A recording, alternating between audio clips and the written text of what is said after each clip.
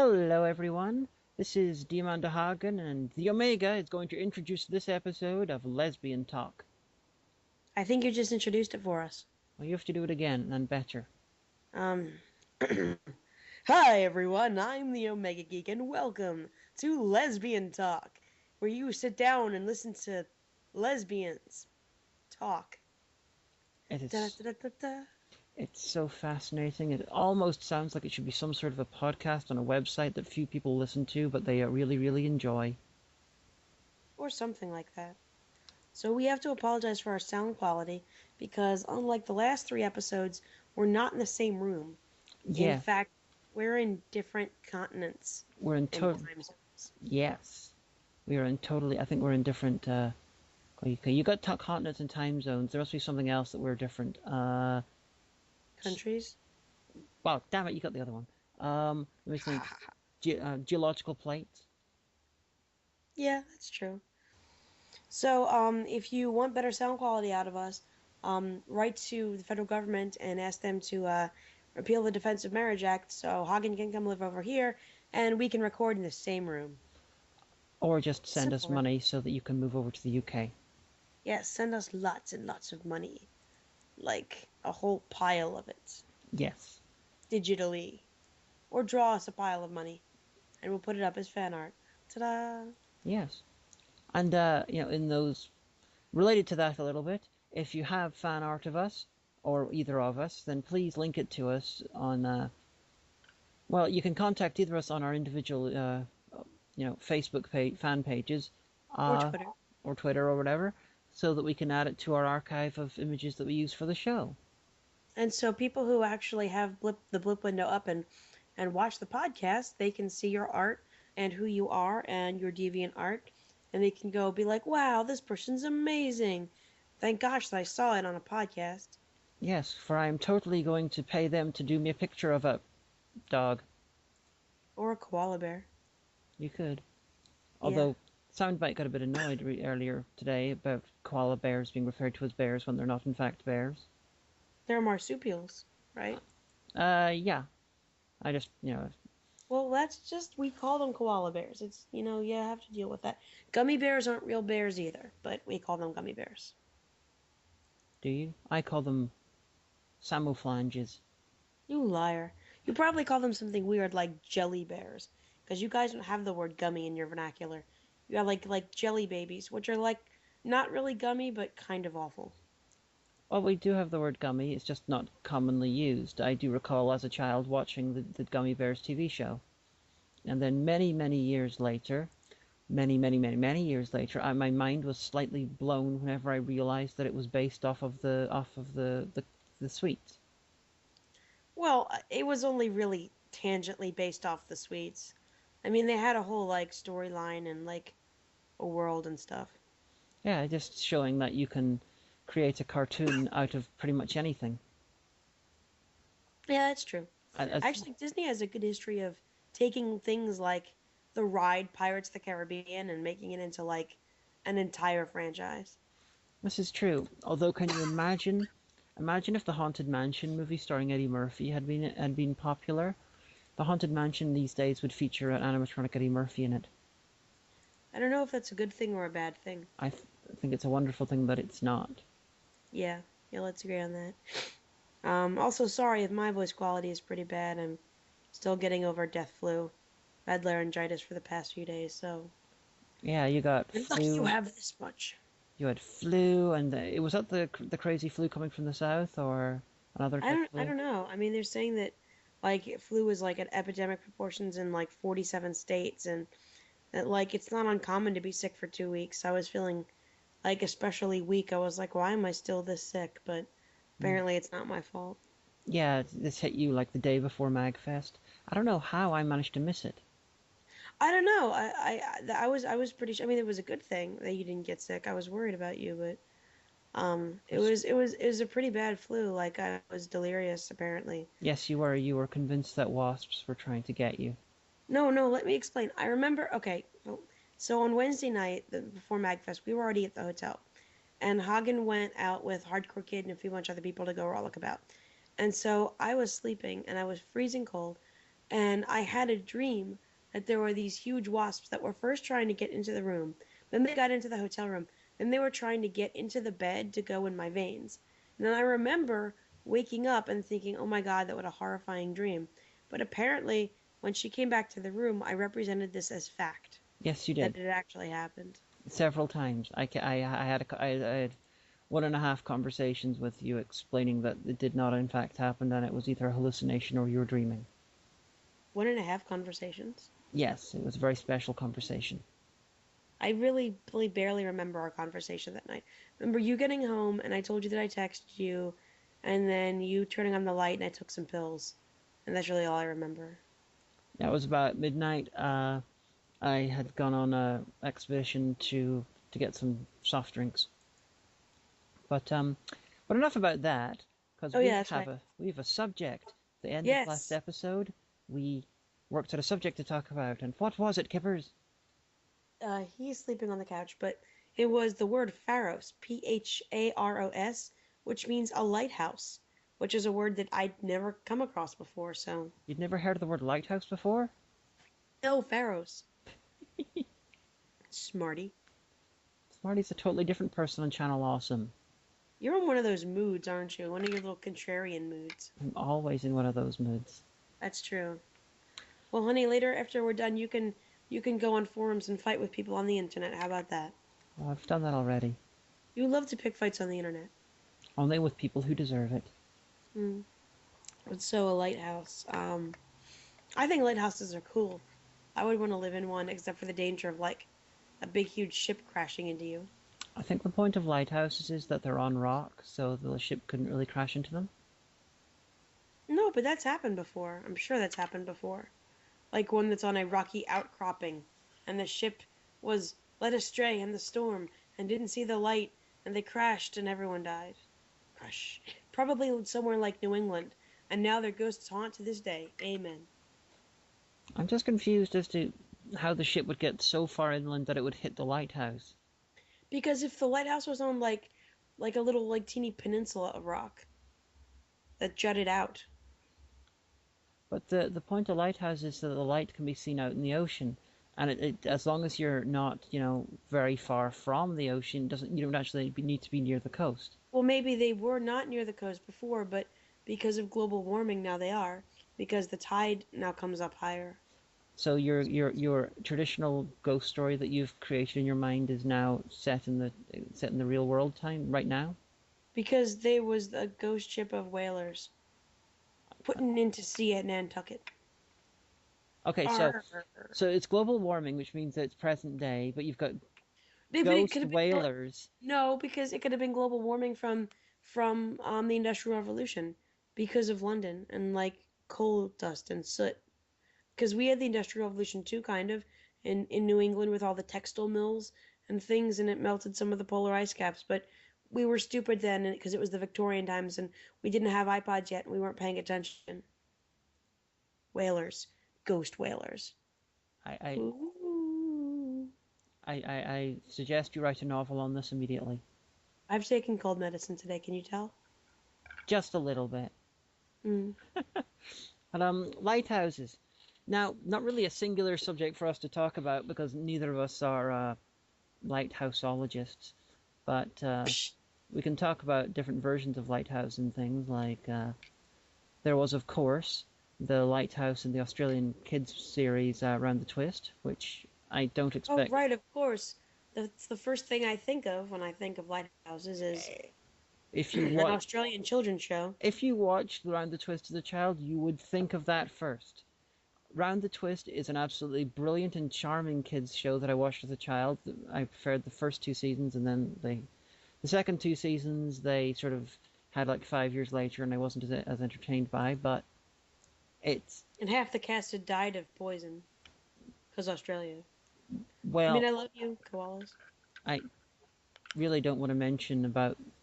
Okay, I will say nothing. Yay. Oh, here's another lighthouse fact that in Fraggle Rock, in the American version, Doc is an old man who's a little tinkerer and inventor who lives with his dog in a shack, and I think he's in New England. He has a Boston accent, but in the UK version, He's a lighthouse keeper, and played by a different actor, a British one. Oh, isn't that like John Hurt or Hmm. something? I don't know who it is. Some guy. I recall John Google. Hurt with a Muppet Dog. Well, he played the storyteller in Jim Henson's Storyteller, which was actually the second half hour of the Jim Henson Hour, which I think only went for 1 or 2 seasons. But um, John Hurt played the storyteller, and he had all these prosthetics on and everything. But it was a really, really, really awesome part of the show, and all the storyteller sequences were collected up onto a DVD, so you can buy that somewhere. I think I have it actually. I seem to recall the storyteller. The there's one of the episodes of the it was either of that or Amazing Stories or something. Or I remember of a small boy who had some sort of a friendship with this gigantic sort of dead vulture-looking creature robot thing. Was it a Skeksis? Skeksis.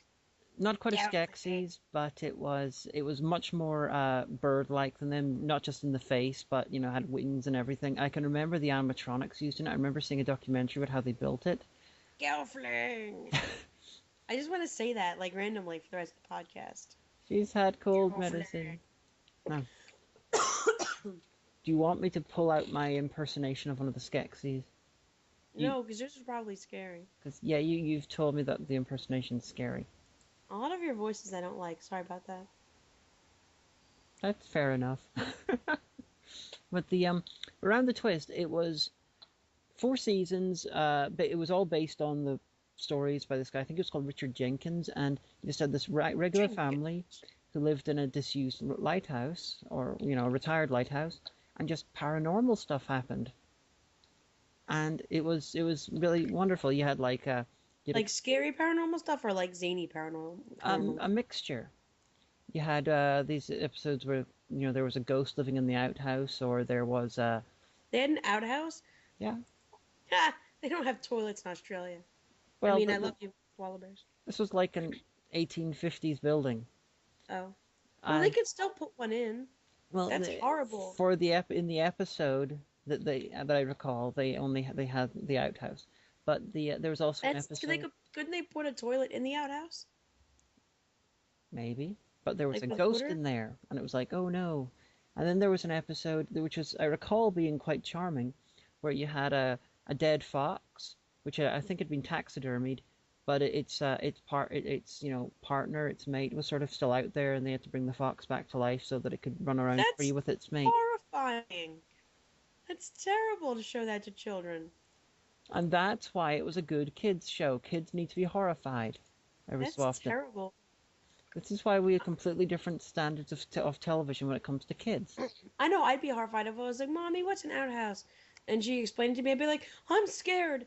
And she'd be like, "Because there's a ghost?" No, because there's an outhouse and people don't have indoor plumbing in Australia. Mom, hold me. Well, I would absolutely love to see a return of Run the Twist. Hell, if someone gave me a budget, I'd totally make a movie out of it. You probably would too. Yeah, they had like an episode where okay, all season they've been talking about these turtles coming to lay their eggs on the beach, and it's like, oh, wonderful, the turtles are coming. This is wonderful. But these guys decided they were going to steal the turtles' eggs for some reason because they're evil. So this kid spends the entire season refusing to wash his feet or socks. So at the end, he uses his incredibly smelly feet to drive away the people so that the turtles could lay their eggs. Yeah, but did he know that bad guys were coming? Yeah, apparently Couldn't he have like told civil authorities rather than just not wash his feet? it was a kids show. No, Omega, I fear you might be thinking about it too much. But the No, because when I was little, this is a reoccurring problem with me. When I was little, I was always pointing out issues with stuff like about this. Like, here's okay, like Amelia Bedelia. If I know you probably haven't heard of Amelia Bedelia because you're a dirty foreigner, but Amelia Bedelia is this kids book series, and she's a maid who works for this rich family, and she takes everything they say literally. Like if the boss says, "Amelia Bedelia, will you draw the curtains for us?" She'll be like, "Okay," and she like will take out a pad and paper and like draw the curtains. And she's like, "But that's really silly. I don't know why you asked me to do that. Ha ha." And I would read these, and everyone else would laugh and be like, "Oh, Amelia Bedelia." And I did not see like the kookiness in this. I saw one woman's slow descent into dementia. And and I thought about this and I was like, this woman has all the rights and privileges afforded an adult, but she obviously lacks the IQ that God gave Toast. I am smarter than this woman, yet I have to go to bed at 8. There's a problem in the world. And I was always picking these little things out and asking about that, and everyone's like, just be quiet. And I was like, well, Well, someday I'll talk about it on the internet, so there. well, with kids shows like the one I was talking about with Arm the Twist, it was a case of their what was important to the audience and to the show itself was different than what would be important in reality.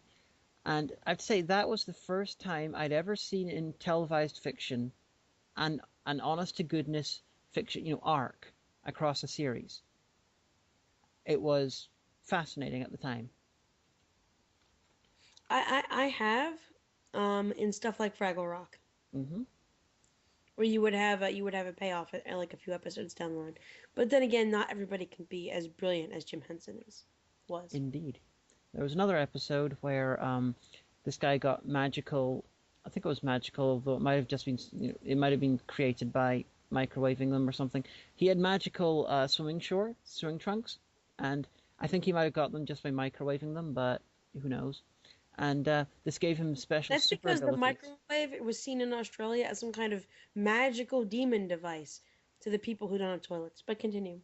Well, it gave him magical powers when he was wearing them, so he would use them to win races and stuff. And then at one point, he fell into water, and so of course they shrunk, and then and he was sort of stranded, naked, without any superpowers. And I do believe, if my memory serves me correctly, bites Pepper, um, that a frog ended up wearing them and ended up jumping really, really high. So I guess there was a point where he realized he would have to take off his magical shrinking shorts or be a castrati for the rest of his life. Yes, but this was not actually explained in dialogue. I guess all the little boys got it. They were like, "Oh, that's nasty." But yeah, Round the Twist was filmed at a lighthouse in somewhere in Australia. I'm guessing on the coast somewhere. You don't have much water inland there, do you? It might be a lake somewhere I doubt it. It would be on or like fire. streams. Nah. No, because that trauma movie that I saw that was filmed there, there were streams there. It was called a mirage. Oh. Well, I don't know. It's all like a desert and venom and death. And So. that trauma movie that you I mean, watched, I love you, Cobras. that was Mad Dog Morgan. And if I do recall, that was the scene where you see the stream. Is that the scene where you see the guy leaping out of the water while on fire and up a cliff? No, there was a few streams that they forwarded streams many times. Okay, well And at I least think they for real shot it in Australia too. So. oh, they definitely filmed in Australia. But at least with one of those ones, a guy leapt out of the water while on fire and went up a cliff. So I'm guessing, you see, Australian water is so hot it sets you on fire and gives you amazing jumping abilities. Just like magical microwave swim trunks. Amen. Yes, I think we're seeing a recurring thing about Australia. So what other lighthouse related stuff do we have? There's the Alexandria Lighthouse, the one that's still standing right now, which is the huge George Washington Masonic Temple, which you can literally see the building from like anywhere in Northern Virginia. That sounds like a challenge. Do I have to find somewhere in Northern Virginia where you can't see it? Well, no, I was flying into Reagan once. I don't even remember where it was a domestic flight. I think I was flying back from a convention, and yeah, you can see it like when you're you're not taxiing in, but like when you're making your descent. You can. We were in the hotel at Magfest, and I pointed out the window and said, "See that building? That's the Masonic Temple. It's the Alexandria Lighthouse." Because you can see it from everywhere, so that's why they call it that. I've never been in there because even though you can take tours, I don't know. I don't know what's going on in there. You're gonna have a bunch of guys hanging around. Latin stuff. I don't know. Like sometimes Derek will tweet about, Mason stuff, and I don't know. I don't even want to read his tweets. I don't want to know too much. It's a basically a club for guys who want to be in it. Then I would know too much.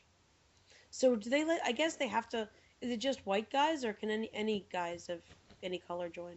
If I remember correctly, there's no racial component to becoming a Freemason. What if you're a trans guy? Are you allowed to join then? I I have no idea. I'm not even sure that only guys can join. I think I thought for some reason that women could join too. I'm very sure women can. Hmm. I think no, wait, don't they have a separate one for women? Oh, okay. Because I knew this girl actually she was a friend of a friend in in college and her parents were big into Masons and her mother was there's a separate one for girls.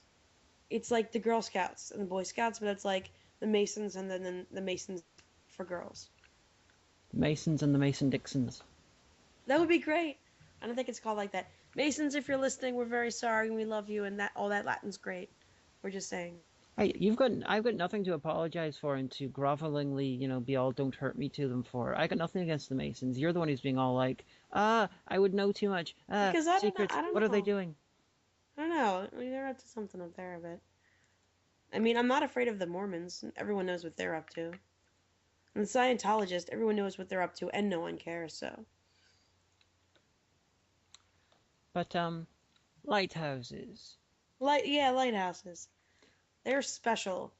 I like the lighthouse that used to be in the other Alexandria lighthouse, the Seven Wonders of the World. I like that one, the one that was destroyed before I ever lived, so I don't know what it looked like, but it seemed to be rather badass. Like, remember that time before I lived? That was awesome. Yeah. Is there a lighthouse in Derry? No. But what if the ships will founder upon the rocks now? Well, Derry's key isn't used very much anymore. It used to be very, very busy, not anymore. Sometimes you get stuff, but a lighthouse is really not necessary because it's Derry's sort of on a river with an entrance to the sea, so before you would see, just as easily as you'd see a lighthouse, you can see the lights of the city. That's a good point. Are there other lighthouses in Ireland and in Northern Ireland somewhere? Possibly. I don't think I've ever come across one. I bet they have some in Scotland because of the rough shores of Scotland. And battlesheep waiting to meet you. Battlesheep. That sounds like some kind of 80s cartoon show, doesn't it? You sank my battlesheep. Oh, that wasn't good. Maybe they have one on the Shetland Islands because they have selkies there. At least that's what a book that I read in elementary school told me.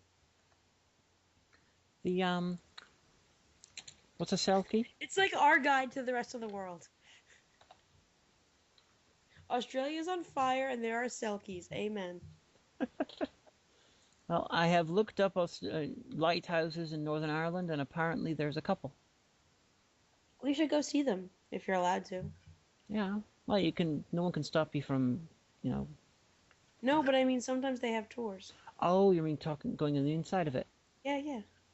Okay. And I have someone with a thick accent that I can understand.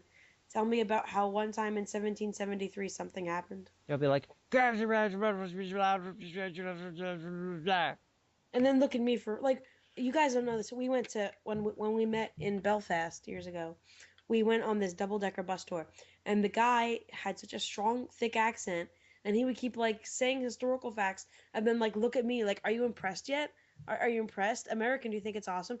And there were like three other people besides us, but they were all like old people from actual Ireland. So I think he wasn't trying to impress them. But we got to this point where we go past this cathedral, and he's like, "It is the cathedral of so and so," and that white cross was added to commemorate the victims of 9/11. And he looks at me like I didn't know what to do. Like I was supposed to be like, "Wow, thank you." I had no idea. I'll go tell my people. It was a lot of pressure being on that tour bus in Belfast. The pressure to be impressed. It was lots of pressure for me as well. I mean, I had to translate for you in the most quickest way possible. Yeah, and even then all my pictures are kind of like have like skewed descriptions. Like there's this big picture of like this statue of this guy going raw and then looking down this one long road and I'm like, here's a statue of some guy. I'm sure he was famous for something. And you commented, it's the guy who's so famous for this thing. And I'm like, oh, right, exactly what she said. Yeah, I can't remember his name right now, but he's actually the guy who founded Northern Ireland. Yeah. I'm like, yeah, it's a statue of some guy. Yeah, the statue whether you like the guy or not, his statue is pretty badass because he does look like he's screaming, "Are you ready to rock?" I think it looks like he's just been bowling down that street. He's like, yes, strike. It's Edward Carson. Okay. Sorry, Mr. Carson. You always remember your triumphs and sacrifices. He looks like he's sort of, I don't know. It's from looking at the front, because I just brought up a picture of it. It does look a little bit like sort of sometimes. I don't think that this statue would have been put up after 1945 with this gesture, because it does look a little bit like Hitler in front of a rally. Oh. So everyone Google that and you can look at it for your very own. It is quite a badass statue, though. But I think we've spent about enough time talking about lighthouses on and off. Yeah, we've got skills, us. So, what are we going to do now? Well, I guess we can choose a Nanowar song to listen to during the break, because you have a very close relationship with the band, and we're gonna milk that every single time because they said we could use their intellectual properties. Ha ha ha ha. Yes, this one is going to be a long one. If you don't like Nanowar, I would suggest skipping forward about 6 minutes, 7 minutes, because this is Christmas with Nanowar from their live album, Live in Naples. Woo! Live in nipples? Oh wait, what? See what I did there? I made an innuendo, except it didn't work because then you were quiet. So. Yes. Hi, Jimbo. Give me a whiskey. What's the matter with you, Todd? You look terrible. I've been fired today. At the office. On Christmas Day, you bastards! Oh, yeah. And when I came back home, I found my wife in bed with another man. On Christmas Day, you bastards! But that's not the end of the story yet. As I came out of a bedroom, I met my son who said, Daddy, I'm gay. I'm getting married with Carlos. Vamos a bailar! On Christmas Day, you bastards! but the worst thing is yet to come. I went inside my daughter's bedroom and she was listening to Limp Bizkit. That's enough! Come on, my friend, let's put the dust off this piano. I have the right song for you. I'll show you what the true spirit of Christmas is. Listen. Merry Christmas when Nanowar is the Christmas song of steel. Take this present from Nanowar of steel. Happy New Year with Nanowar is the merry Happy New Year song of steel. Join the gay dragons party of I Run.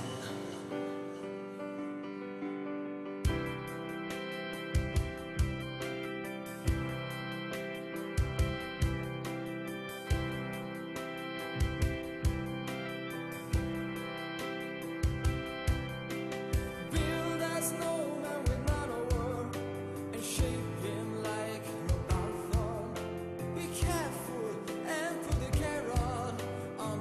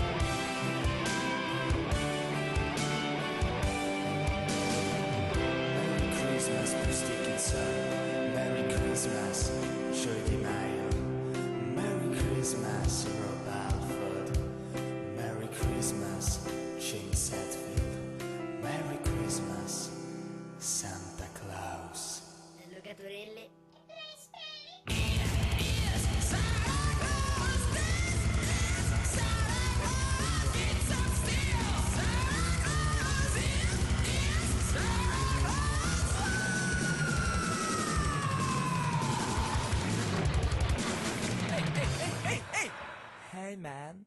Be quiet. It's Christmas.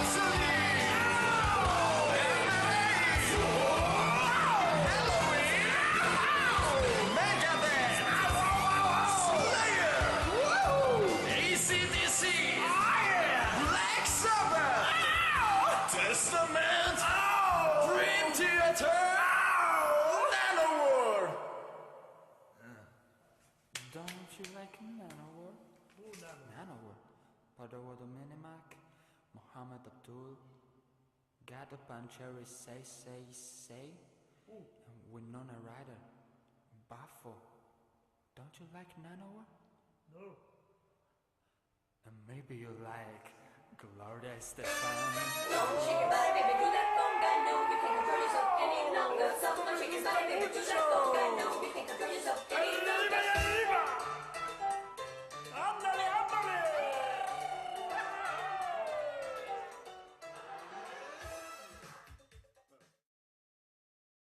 And welcome back, everyone, to episode 4 of Lesbian Talk. Yes, it is incredibly woo-worthy. Although, really, I was kind of like, whatever. Well, you are half drugged right now. That's true. That's true. So, that was a really great metal song, that just now. Which you have totally listened to at least once. Exactly, except for never.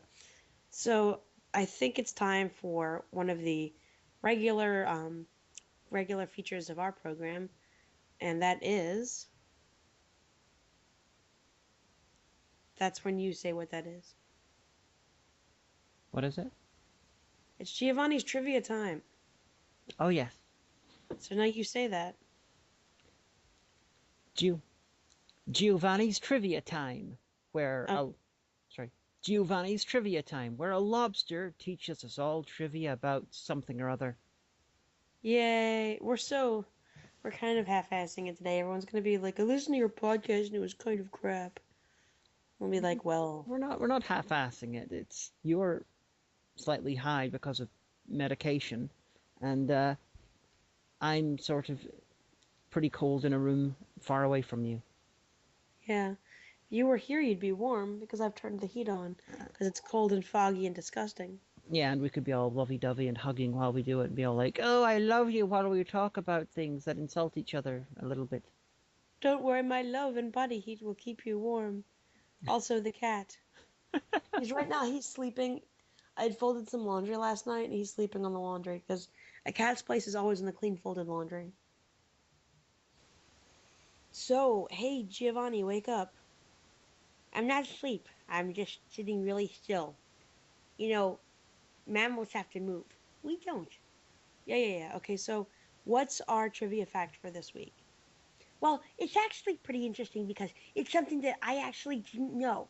So, you know Back to the Future too, right? Well, yeah. You know that part where Marty McFly is in the arcade and his kids are ragging on him, making fun of him and stuff like that? Yeah, okay. One of those kids, it's Elijah Wood. You know Elijah Wood, the kid who was in all those movies, especially one where he divorced his parents and then he was The Hobbit, and now he just really kind of takes, highbrow artsy kind of films. But yeah, Elijah Wood. Can you believe it? No, I can't believe it. You've all learned something new today. Thank you, Lobster, for your contribution to our show. Yeah, shut up. So, you got me movie tickets, right? Oh, Yeah. yeah. Honey, what movie did we get him tickets to? We got him some tickets for a truly great family movie that he will enjoy totally. Oh, really? This sounds pretty cool. What is it? Serbian film. Serbian film, huh? I guess it's like, one of those European, like, travelogue kind of things, right? Yep. It teaches you all about Bosnia-Herzegovina and Serbia and all the former parts of Yugoslavia. Awesome. A documentary travelogue. This is going to be great. So now is another part of the show that we call One Time at the Store, because I'm coming up on my 9th year working for a large book retailer, so I've got about 1 million stories, and I wanted to share with you guys a very, very special story. This is a story that I am often called upon to tell at parties with fellow booksellers. I've been drunk dialed from another part of the state and put on speakerphone to tell the story at a party. Do you believe it, honey? Indeed I do, because silly things happen to you when you're at the store. This is true. Amazingly silly things happen to me when I'm at the store, but this was many years ago. Was at the first store that I worked at, and I'm going to give you a little bit of background. That it was about 5:30 p.m. the last retail Saturday before Christmas, meaning that everyone in the world was everywhere because it was the last retail Saturday before Christmas. Now, this was back before I was fully cafe trained, but I could use the register over there, which made me special and cross-trained everybody. It's like, ooh, get her to do it. She can do it. Omega can do it. So, the cafe manager asked me if I would just cover a 15-minute break over in the cafe. All I'd have to do is ring. I would have a support person. I would have a barista just until somebody got off break. And I said, yeah, sure, I can do that. So, I'm ringing people up for coffee and tea and lattes and all this other stuff. And this guy comes up to the counter, and there before the grace of God go I. He was like about 1 million pounds, and to complement this, the sweater that he was wearing was road cone orange. It was like the kind of orange that like crossing guards wear. It was like incredibly bright neon orange. And he leaned on the counter and he said, "Yeah, I want a sample of this gelato and this gelato and this gelato," because back then the cafe at the bookstore used to carry gelato. And there was this great little poster that I could see but a customer couldn't see of the right bing way to have the gelato on the little sample spoon, and the wrong way to put gelato on the spoon. So I gave him all these samples and did it all the right way, and he asked for one of the grilled pretzels and 4 different pieces of cheesecake. So my support guy was down in the cold case getting all this stuff, and so my support guy was handling that. And then the guy says, well, I want to sample the soup. And there wasn't a poster for that. So I leaned down into the cold case where my support person was getting all the cheesecakes, and I said, "Hey, Chris, how do you sample soup?" He looks at me and goes, "You don't." So I popped back up and I said, "I'm sorry, sir, we don't sample soup." And he goes, "Why not?" And he kind of leaned on the counter and he squinted at me. And I said, "Well, it's a store policy. You know how it is." And like any reasonable person, if you're told it's a store policy, they'll be like, "Oh, okay." But this guy kept going, and he goes, "What day was this policy enacted?" And I said, "Well, it's been the way for as long as I've worked here." And he goes, and all of a sudden, he pounds his fist on the counter and goes, "I'm a member! I have your membership card! You have to treat me special! You have to do what I want!" And so my support guy pops up and he starts arguing with the guy. And I said, "I'm having none of this." So I went down to the phone and I dialed the manager extension, which of course was busy because it was the last retail Saturday before Christmas. The line for the cafe was now intertwining with the end of the line for the cash register. People were getting pissed off. So I just paged manager to cafe. And my manager comes over, and to describe Joe, he looked kind of like the father from Mary Poppins, but a little bit shorter and a little bit more portly. And he called everybody Pumpkin. And so he comes popping over and goes, "Hey, Pumpkin, what's up?" And I said, "Joe, a customer has an issue with our soup sampling policy." And he looked at me like I was out of my mind. He goes, "We don't have one." I said, "Exactly." And right then, the cafe manager came back from her break, so I went to go cover a break in music. And I hear tell that young George the pimp, who was this short kid who wanted to be a pimp when he grew up, like seriously, told me that about 45 minutes later, Joe came back, threw himself into a chair in the break room and said, "I just picked a fight with Jabba the Hutt. I need either a cigarette or a stiff drink or I'm going home." And so the postscript to this whole story, the epilogue that brings it all together, is the fact that the soup that day was broccoli cheese. There's no more descriptive a name for broccoli cheese soup than broccoli cheese. You know what's in it. It's broccoli and cheese. If you can imagine how broccoli and cheese taste together in a soup, you know what broccoli cheese soup tastes like. And that's my story. Applause, applause, everyone, applause. Applause of people who are flummoxed. Flummoxed? Well, yeah, I guess. So, that was my story. Da-da-da-da-da-da. Whee! Dance for our amusement, monkey, dance. That's not happening. I also work today, so I'm tired. I'm not dancing. So you're tired and high. I'm not high. I took Dayquil, so I have that very far away, high pitched feeling in my head. But my sinuses are better. So there. So audience, how do you feel about one of your presenters being a drug addict? I'm not a drug addict. Lovely. Just great. Yes, it is. I heard some nerd news. Do you want to know what I heard? What did you hear?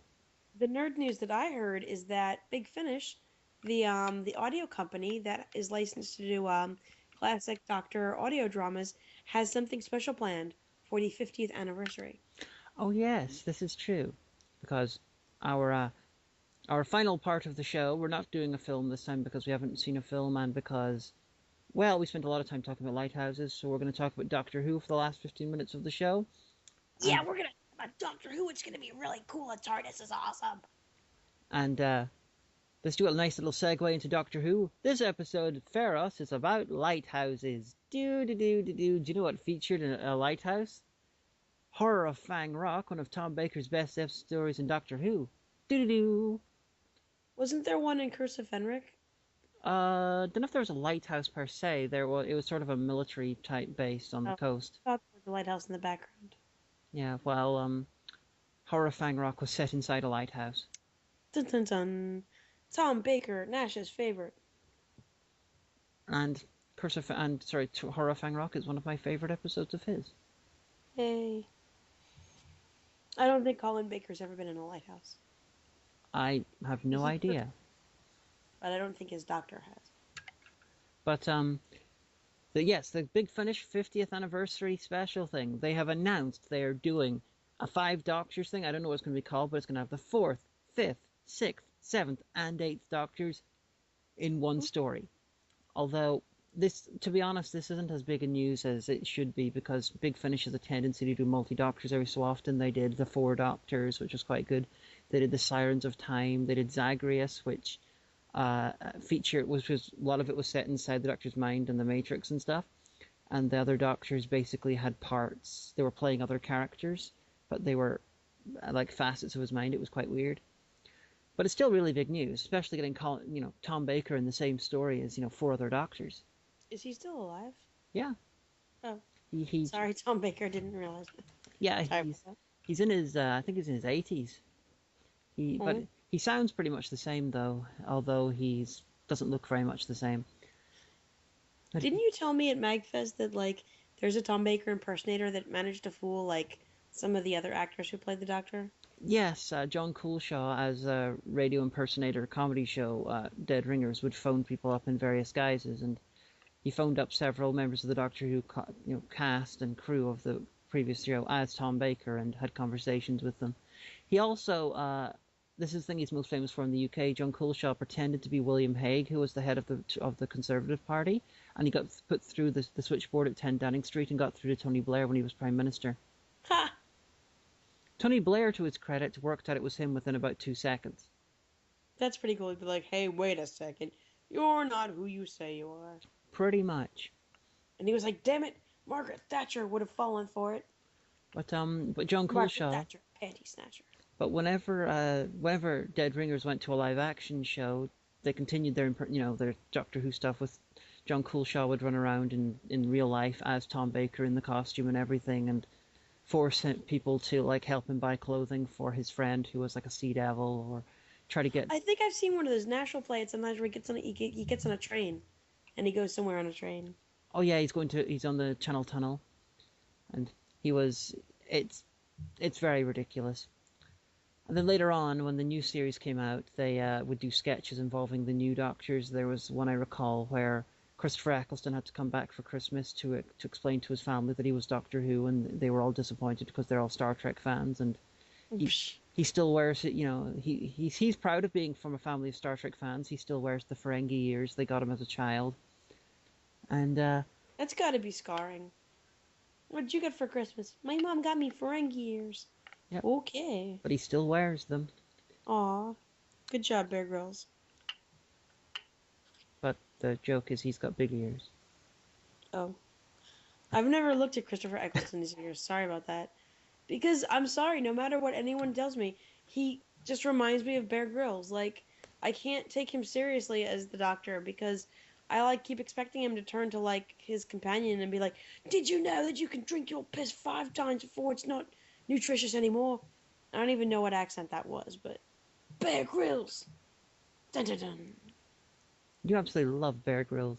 You are the only person in the world who thinks that Christopher Eccleston resembles Bear Grylls. I'm sorry, Okay, honey. because I've seen his show a collection of 4 times, and he's this British guy who's kind of big and with a kind of short haircut who runs around getting almost killed, which makes him pretty much the same as the Doctor.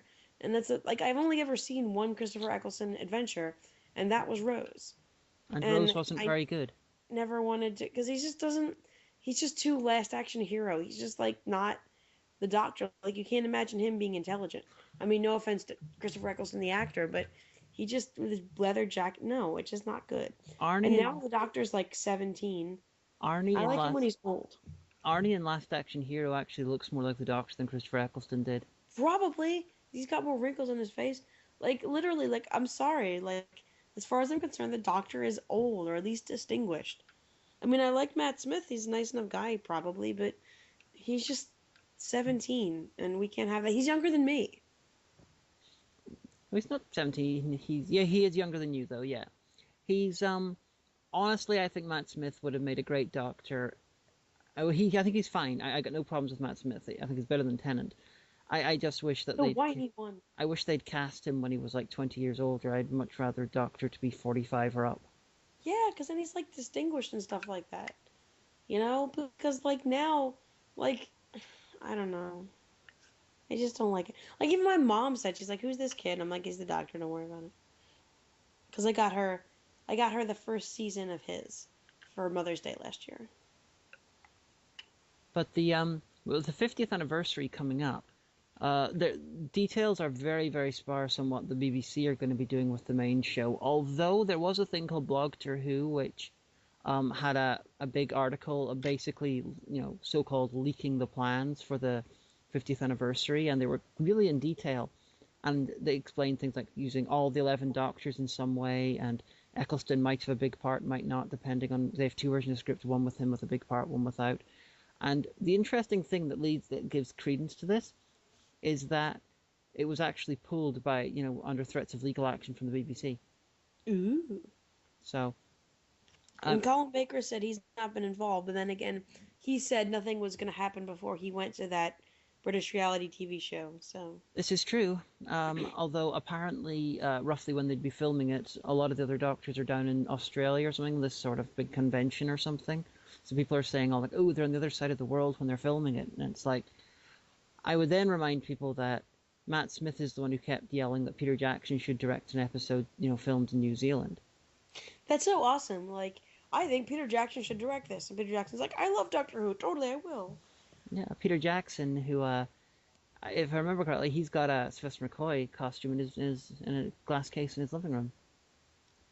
Linkara is so jealous. He, although I think we talked about that in the first episode.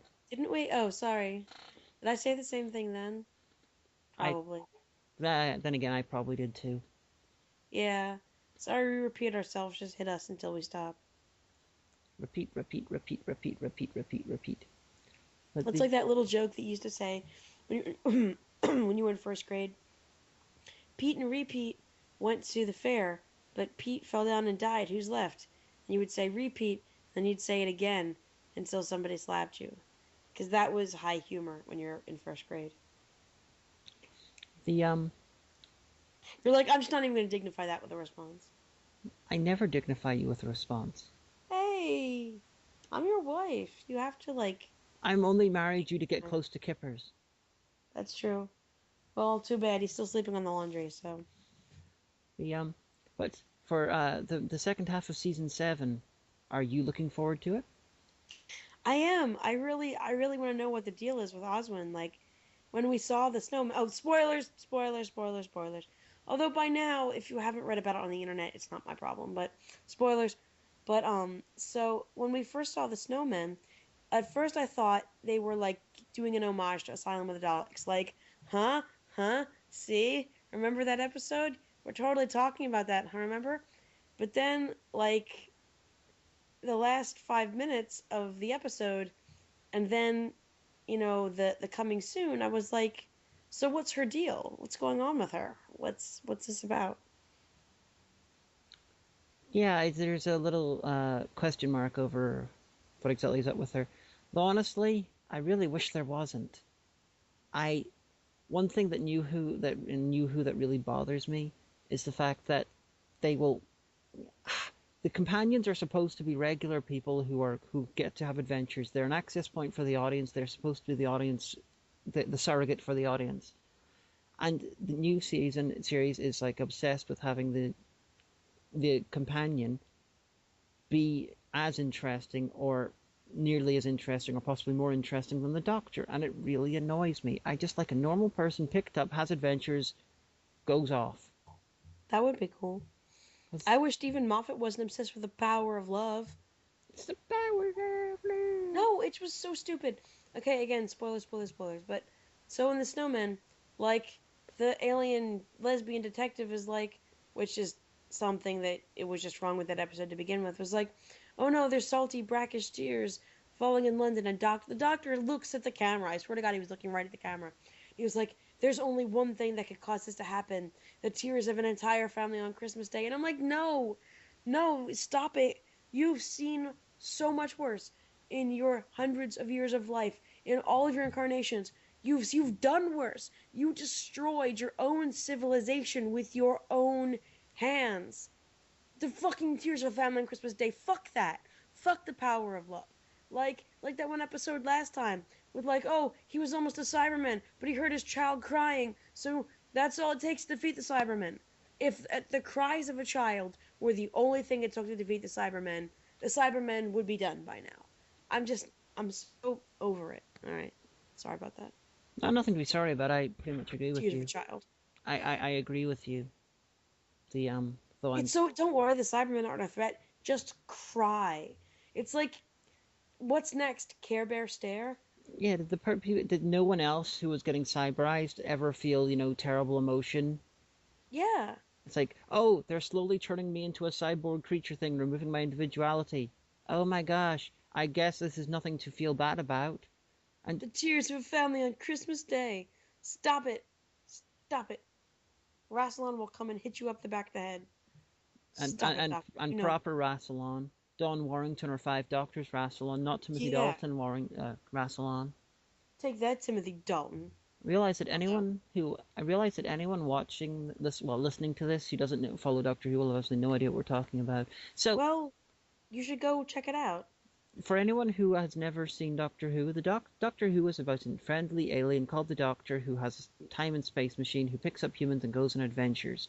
Although He's like an autistic 5-year-old. I would say more like an autistic 10-year-old, and he's a really, really clever one, and the humans are basically like his pets. He picks them up for a while and They're then really leaves good them. pets. He cares a lot about them. Yeah, it's. I really wish they would stop trying to make the Doctor and the humans on the same level, because totally not. We're such snobs. Even though, like, I've only been a Doctor Who fan for, like, a little over a year. I'm like, psh, the classic Doctor was the best. I'm just saying. Yeah, you totally love that, really, really elitist ivory tower Doctor, the one that. He's just everyone... more awesome that way. No, I was pointing out the irony because, you're seeing yourself as an elitist whenever you like the Doctor that is probably the single least popular in the entire history of the show. I don't care. Colin Baker, he rocks, and I went to meet him in person someday and at a convention and get him to sign something because his Doctor is the best. He's the most autistic, like, just spazzed out, just, shut up, I'm the Doctor, I'm awesome. Like a little teeny kid, and it's great. And he got totally shafted. And if you haven't seen any Sixth Doctor and you don't want to, hit up BigFinish.com. They've done about 1,000,001 series with him, like all these audio dramas, and he's basically gained popularity as the best of the audio doctors because they'll call him up and be like, "Hey, Colin, we want you to come in and do a script," and be like, "Why, sure." He says, "Here I come. I'm the Doctor. It's great." Yeah, also, because he banters on Twitter with Nicola Bryant, who played Perry, like as if Doctor and Companion kind of banter, and it makes me happy. Yeah, it's Colin Baker got the complete shaft when it came to television stuff. He had 2 seasons. He had no classic episodes. The closest thing to a classic episode he had was Revelation of the Daleks, and it was good. And he was the only Doctor who was fired from the role. He was the first Doctor who was a fan of the show before taking the part. He was the only Doctor. He said he wanted to stay for at least 7 years. To this day, he is a massive fan of the show. I believe because he's awesome. He might be the head of the Doctor Who Appreciation Society now as well. That's pretty cool. Yeah. Like, I love Doctor Who because I was him for a few years. Just saying. No, he was a fan beforehand. Yeah, because he was in what episode was he in? He was in the one with Peter Davison. Yeah. Forget the one with Omega in Amsterdam, and I forget the name. Oh, it was Arc Infinity. Yes. And the one with Omega, the best one ever. Sorry. But Colin Baker, he started out. He watched Doctor Who since episode 1. He was in university studying to be a lawyer whenever he watched the first episode, and kept being a fan. He was like, screw the law. I'll be the Doctor instead. Yeah, he went into acting. David Tennant was a fan of the show before he took the part. Colin Baker was an incredible fan of the show. Which is why the Sixth Doctor is best, no matter what Nash tells you. Amen.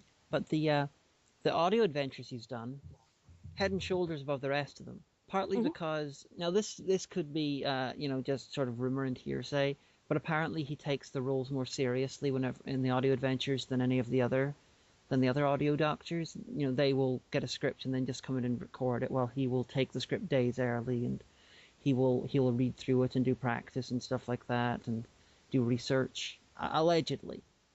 Because he's awesome. So that means that everyone listening should totally tweet at him with this link and tell him that we're being friendly. Because he tweeted, this is a few months ago, and he was like, he tweeted a link to some review, and he's like, "I'm sick of getting shit for being the Sixth Doctor." And everyone was like, "No, you're awesome." He's like, "Okay, thanks, guys." But he also one of the good things, in I suppose what the Big Finish is, that you can't see his costume, which a lot of people didn't like. Plus, his costume is awesome. He was more allowed to play the Doctor the way he wanted to.